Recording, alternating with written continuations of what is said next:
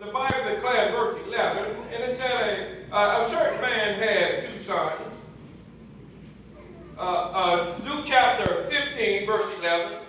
A certain man had two sons, and the younger of them said to his father, Father, give me the portion of good that falleth to me. And he divided unto them his living.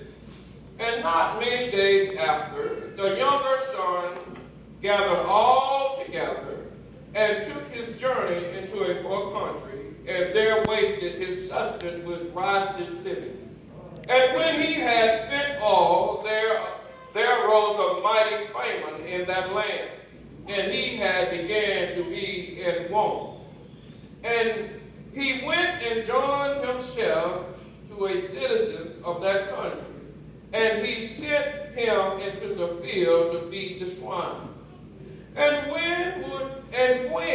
he would fain have filled his belly with the husk that the swine did eat, and no man gave unto him. And when he came to himself, and he said, How many hired servants of my father have bread enough and to spare, and perish, and I perish with hunger? This is what I would do. I will arise and go to my father, and will say unto him, Father, I have sinned against heaven and before thee. I want to talk this morning about there's no place like home. All right. There's no place like home.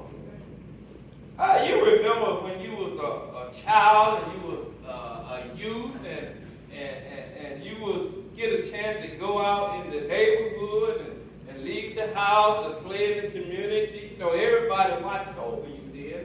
And then when they always tell you when the street light come on, you need to come home. And there was a Clarion call every evening about time the street light. And would call you and tell you to, by your name, you to come home. And you know that name, that voice, and you know that's your parent telling you to come home. And you would come home. And so it is fitting today that this homecoming and this revival is show you that how God loves us. And you know in Genesis, the Bible declared that in the beginning, you know, when God created us, he breathed the breath of life in us, and we became a living soul. He gave us, we were made in his likeness and his image, and gave us dominion over the fish of the sea, the flowers of the air, and all the creeping things that creepeth upon the earth. And so the Bible said God made a garden, put Adam in the garden, Adam went into the garden to take care of the garden, and the Bible declared that God told them to don't eat of this tree. If you eat of this tree, of not as good as evil, if you eat of, surely you shall die. And then you know the story that they died spiritually. They were placed out of the garden, and they were separated from the presence of God, the Spirit of God. And so you know that you are created by God and you belong to God. In this text, the Bible talks about the prodigal son. This prodigal had two sons, and one of the youngest sons decided to take his inheritance or his living that the father had saved up for him, because in Proverbs he said a good man have an inheritance for their children. And then in that same verse it said the wages of the wicked is laid up for the righteous. Is anybody in here righteous today? All right now. This is the word. He said, a good man have an inheritance for his children, but he said, but the wages of the wicked is laid up for the right. Anybody righteous today? All right. You got some wages out there. Because the word says so. So the Bible said that the younger began to look over the fence, began to look out there, and he wanted to know what out there is like. And so the father did not go against his will. The father said, all right, you want to go out there, you want your inheritance, you want your substance, I will give it to you. And so the Bible said the father gave to him. And after that, the Bible said he gathered all his stuff. And he left and went to a far country. See, in this story, you see the gospel. You see Jesus. And the Bible said he left and went into a far country, and he went to make it rain. Y'all know what make it rain means. He went to have party like in 1969. He just did everything under the sun that he couldn't do in the presence of his father. All right now. Because he respected his father's house, but he wanted to see what it's like out there. Have anybody you ever been out there? Have anybody ever you have been walking according to the prince of the air, doing everything the devil tells you to do because you didn't have no power of the Holy Ghost to fight against the enemy? But you met Jesus somewhere along the way. So he went and rides his living, and all that he had, all the money he had, and all the friends he had, all being at the club and having fun and staying up all night smoking dope and all that stuff we do in the world.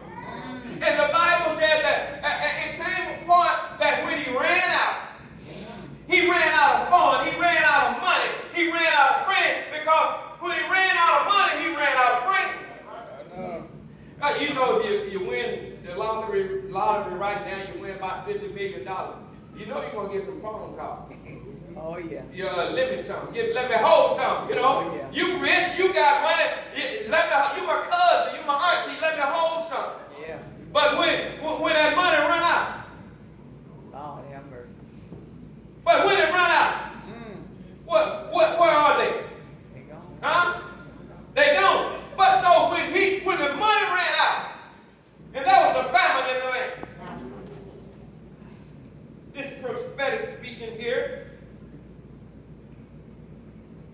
When the church dries up, no rejoicing in the church, no lifting hands and no praising in the church, no glorifying, no singleness of heart and mind, and no joy from the Lord, no rain from heaven.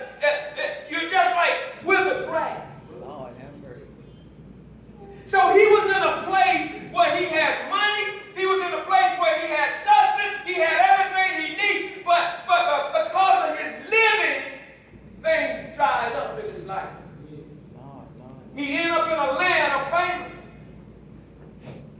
There were no rivers, no more running water. The things were dry in his life. He had no joy. No joy at all. And the Bible says, and that's why so much hell in the church, because there is no joy of Jesus in the church. That's why we fight against each other, because we fight against flesh and blood.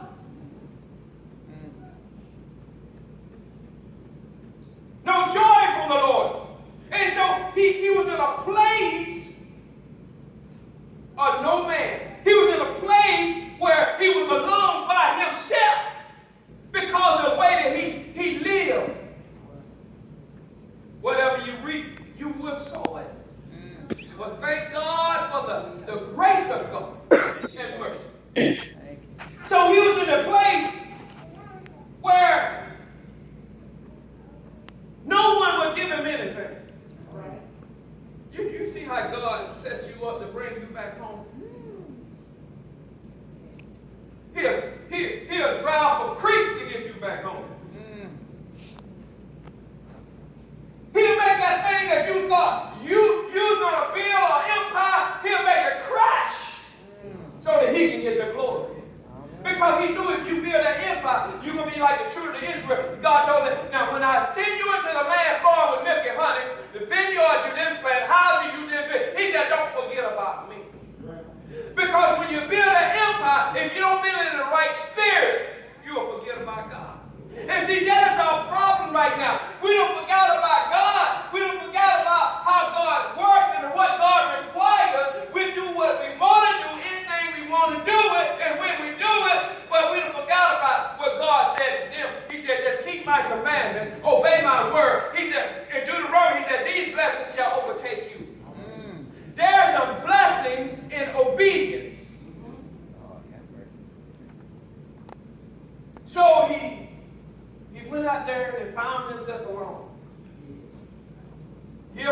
in church and still alone?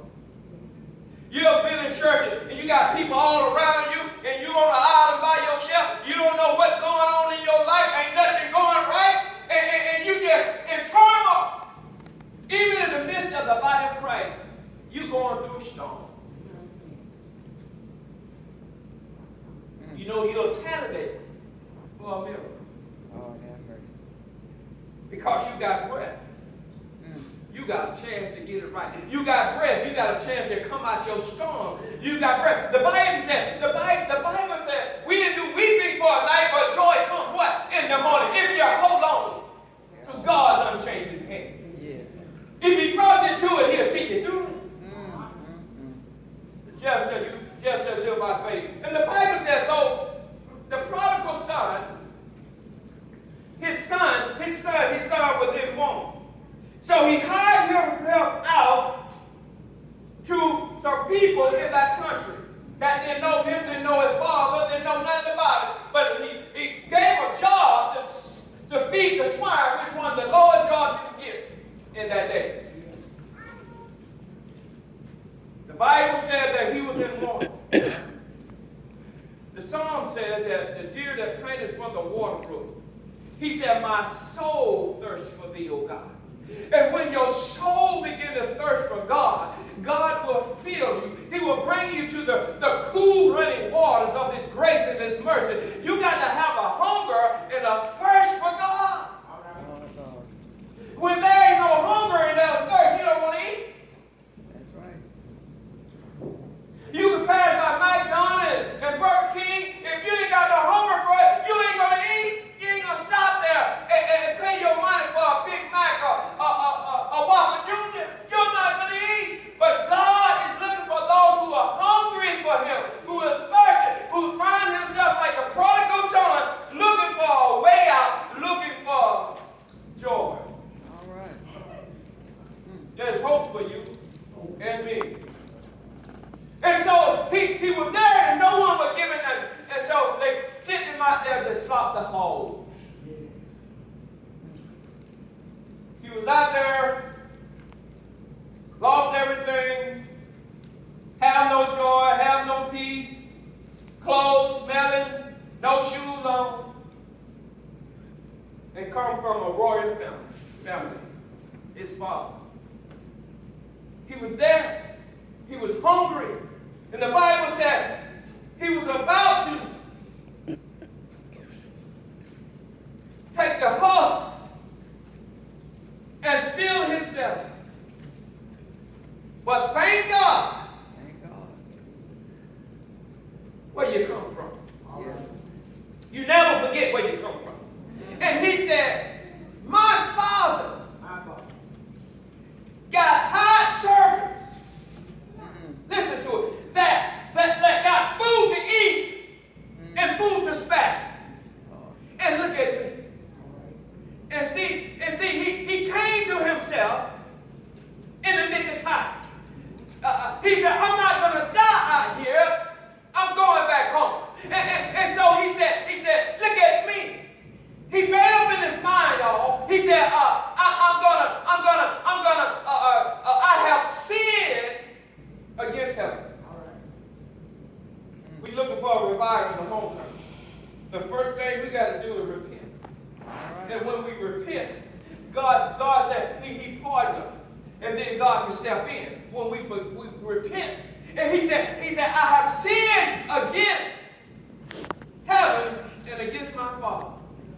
He said, now what I'm going to do, I'm going back home. I'm going to get up. See, the thing is, you got to get up from where you are. Because there is hope in God. It ain't in Bob. It ain't in Lucy. It ain't in Lucy. The hope is in God. It don't matter how deep or valley you in. It don't matter how you're covered up in dirt. Whatever you've done in your life, Jesus has paid it all for you. All right. Your hope is in God, not in Bob. And so he said, well, I'm going back home. He made up his mind. He came to himself. We got to make up our mind. We got to come to ourselves. If we know we ain't living for Jesus, and we know we don't feel the joy of Jesus, and we know we ain't in our word,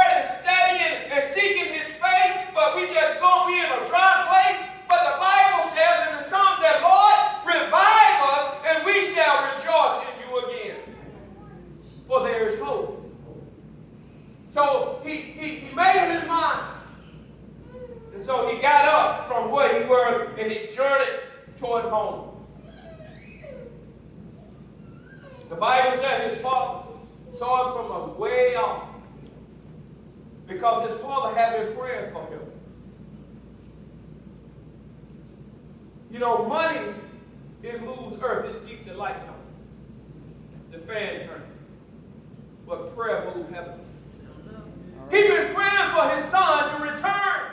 And the Bible said he saw him from a distance and he ran because he was looking for, he had an expectation that his son would soon come again. Right.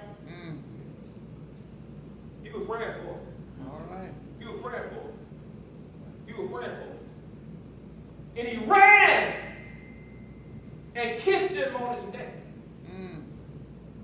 Imagine his clothes were torn. He had no shoes on. His hair was all straight. He had a big old long beard because the Bible said didn't nobody give him nothing. He was nasty. He was smelly, and he ran. Good God Almighty. He ran and kissed him. All right. It don't matter how deep you in. It don't matter what you've done. It don't matter. Jesus has already paid the price for you. All right. You need to rejoice in the Lord and be glad. He ran and kissed him. He told us, and this is the son. The son, he came to Jesus. He came to his father. He said, Father, he said, Father, I'm not worthy to be called your son. Make me a hired servant. Make me lower than your son. Because I have sinned against heaven and I have sinned against you. I'm not worthy to be called your son.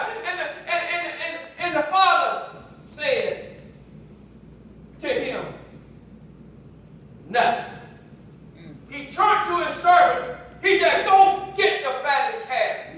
He said, go get a robe and put on. Go put shoes on his feet and put a ring on his finger. It's identification that he is from a royal family. He said,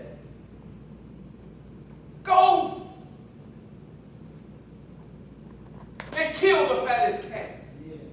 He did not say, I told you so. I told you not to leave. He did not say, that's what you get for going out. And he didn't say nothing. He said, just go get the fattest calf. All right now.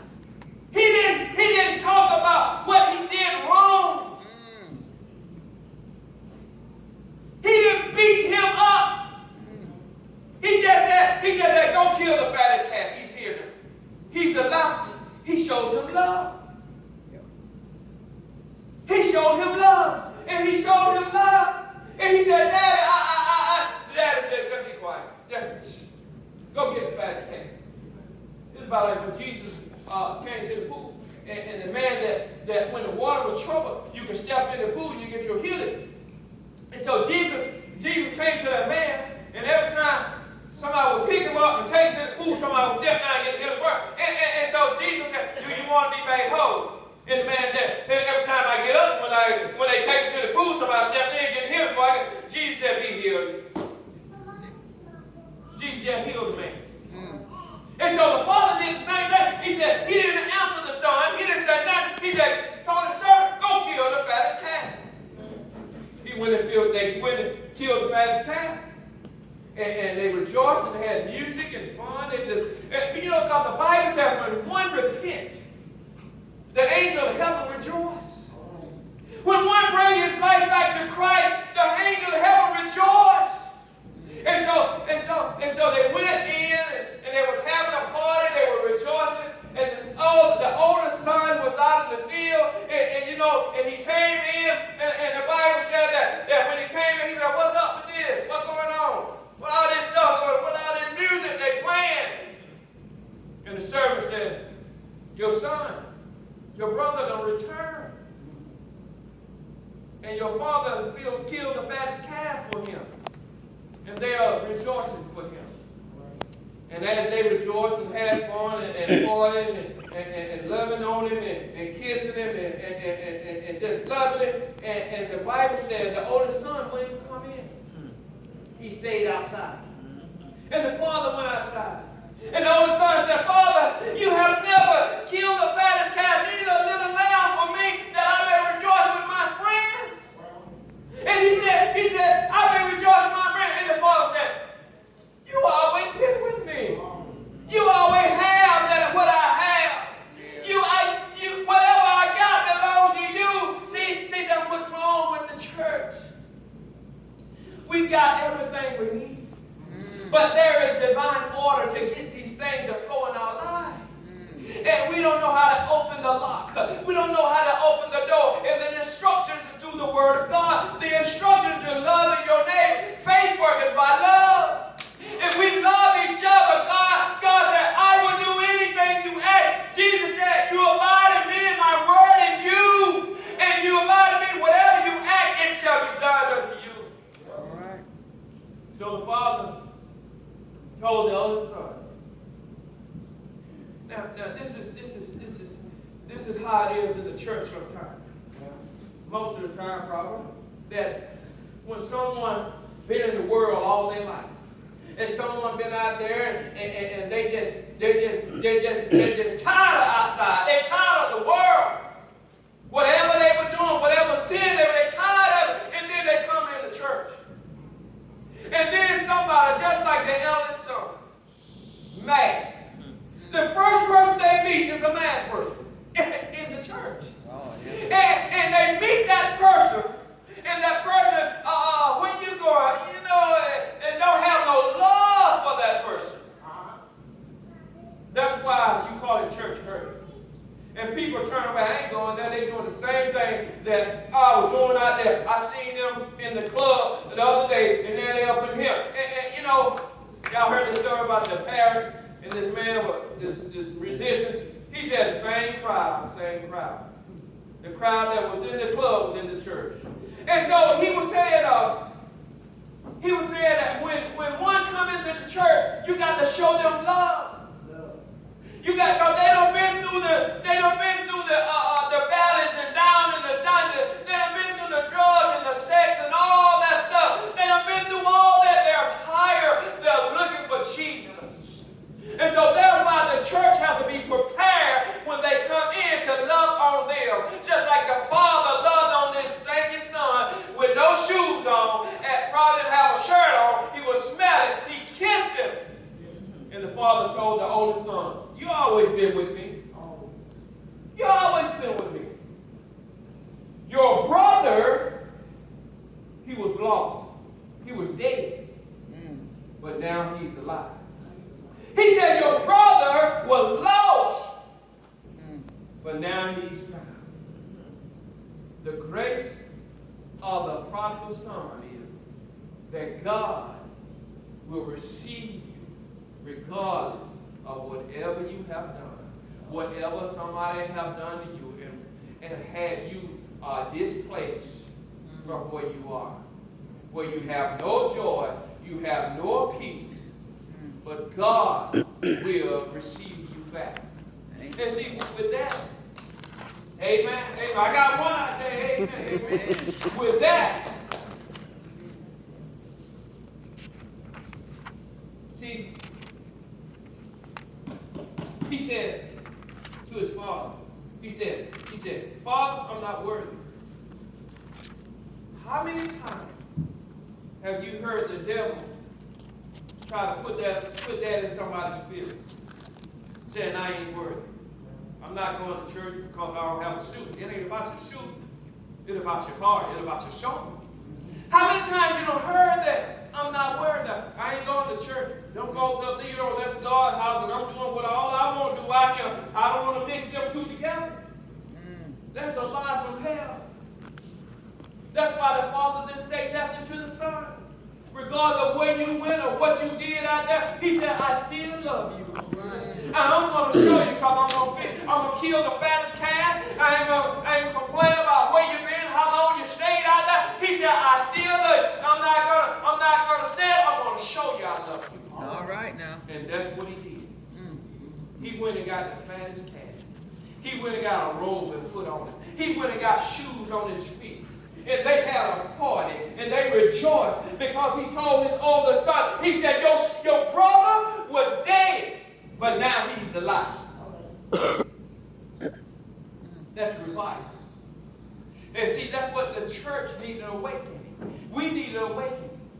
We have not known the presence and the gift of God, the power of God. See, we need to wait. We like a parched ground. Out of my yard, until the rain came yesterday, the ground was turning brown. But yesterday, the rain came. Anytime the presence of the Lord comes, he turns things around in your life. Yes. We need the rain from heaven. Yes. It ain't the old school. It's not the wisdom of man. We need a sound from heaven. And when you hear a sound from heaven, after every sound system, that comes a breakthrough. That comes a deliverance in your life. It's fitting. Because revival, the son was revived. He was revived. We need to be revived. He came home. He came home, and God, what? His father revived him. All right. Put shoes on his feet. Yes. Where he didn't have any shoes. He didn't have shoes because the Bible said they put shoes on his feet. Put a robe on him. And put a ring on him. See, the ring was when they go into the Walmart, they show that ring. They recognize you from that family. So you they buy. He gave his identity back. God will give you your identity back. A child of the living God. You're the head and not the tail, above and not beneath. You're more than a conqueror. See, the problem, we see so much hell in the world and killing and raping and all this, and we don't know what joy is. The Bible said the deer that planted for the water brook, he was thirsty. He said, Lord, fill my soul. That I may rejoice in you again. That's what revival means. God said, the prayer is that revive us that we may rejoice in you, in your glory. Come home. That's what he was saying. The sermon is come. It's time to come home. Come home. You can be in the church and still be in a far place. You can be in the church and still be in a far land. You can come to church every Sunday and still be in a far land. What the Bible said, where the presence of the Lord is, there's liberty. The joy of the Lord is your strength. That's what homecoming is about, being revived. And as we go into our revival, we have a homecoming service at 2:30, and I pray that y'all been praying for a life of God. Because when God moves, you'll come in one way, but you'll leave another way. Amen. And every time when Jesus did something for somebody, and he told one person, I did this, but don't go tell nobody. You cannot keep it to yourself because his mold is in your eye. How many of you love the Lord today? How many of you love the Lord today? Come on and give him a hand of praise.